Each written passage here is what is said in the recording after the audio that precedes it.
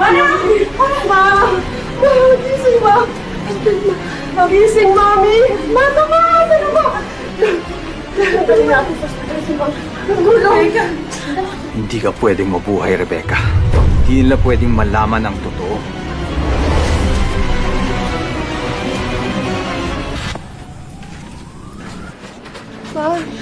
Ma, dali. Ma, malaman ka, ma. Dr. Miguel po, ano pa nangyari? Marami siyang nainom na gamot. Hindi namin alam kung gaano kadami, Dok. Bumubula po yung bibig niya, eh. Possible drug overdose. BP, nurse.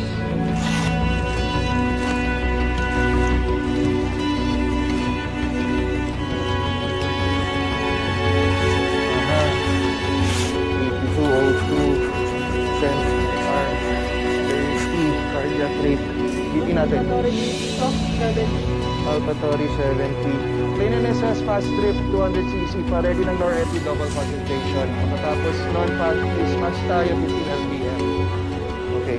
Currently what's happening now are the effects of the drug overdose that she took. Most likely, since everything is going slow with her, did she take painkillers? Most likely it's painkillers, right? I don't know. Okay. Hindi ko na alam. We will do our best. Okay? We will do our best. Ligtas niyo ang mami ko, please. Do everything for my mom. We will do our Please. best. We will do our best.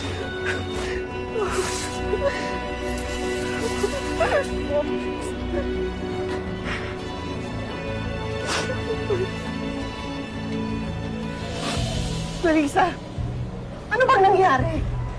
Ma'am, nagpakulo lang ho ako ng mga daon na gagamitin niya eh. Pagkita ko ho sa kwarto, nakahandusay na ho siya, tapos nakakalat na ho yung mga pills na... Ikaw ang kasama ni Mami. Bakit mo siya iniwan mag-isa? Han, you have to calm down. Bakit mo siya pinabayaan? Anong kalangisa? Sumagot ka! Han, you have to calm down. So, Lisa, umuwi ka na muna. Kami na bahala dito. Tawagan ka na namin pag may balita. Sir, pwede ho ako maghintay dito. Kami na rito. Ma'am. Nay, uwi na po muna kayo. Kasalanan ko to eh. Kasalanan ko to. Sabi ko kay Ma'am Rebecca kasi sandali lang ako. Pero ang dami ko pang ginawa. Pumunta pa ako sa kusina. Ang dami ko pang inayos. Dapat sinabi ko, chinek ko muna siya bago ko gawin lahat yun. Wala pong kasalanan.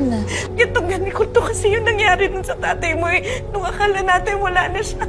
Tapos hindi ko man na siya tinawagan. Wala man lang ako nagawa. Nay, nangyari po yung nangyari.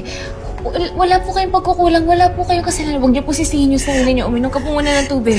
Anong gagawin ko? Hindi ko kakayanin kapag may nangyari kay Ma'am Rebecca. Hindi ko alam kung anong mukhang ihaharap ko kay Ma'am Yvette at saka kay Sir Andrew. Nay, huminga ka po muna. Isa-isa lang po, Nay. Ang isipin mo po ngayon, nasa ospital na po si Ma'am Rebecca at ginagamot na po siya. At yun yung importante, di ba po?